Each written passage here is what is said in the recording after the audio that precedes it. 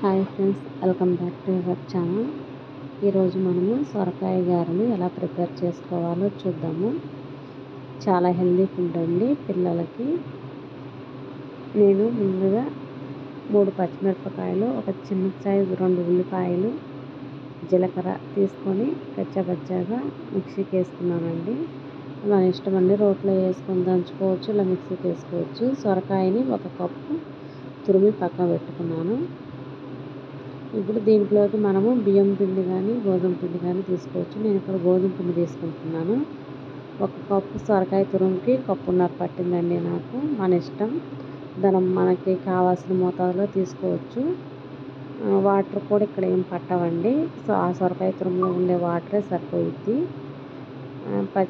తురుము, పచ్చిమిర్చి, ఆనియన్స్ తురుము, పిండి వేసి బాగా కలిపి పక్కన పెట్టుకోవాలి. మనము ఆయిల్ వేడైన తర్వాత మనము వడలు ఎలా ప్రిపేర్ చేసుకుంటామో అదే సైజులో ఆయిల్ వేడైన తర్వాత వడల్ని ఇలా ఒత్తుకొని వేసుకోవాలి. పిల్లలు సొరకాయ తినకుండా ఉంటారు కదా, అలాంటి పిల్లలు కూడా ఇలా చేసి పెట్టండి. వాళ్ళకి సొరకాయ అని మనం చెప్తే తప్పక వాళ్ళకి తెలియదు, చాలా ఇష్టంగా తింటారు. ప్లీజ్ అండి, ఛానల్ని ఫస్ట్ టైం ఎవరైనా చూస్తుంటే సబ్స్క్రైబ్ చేసుకోండి.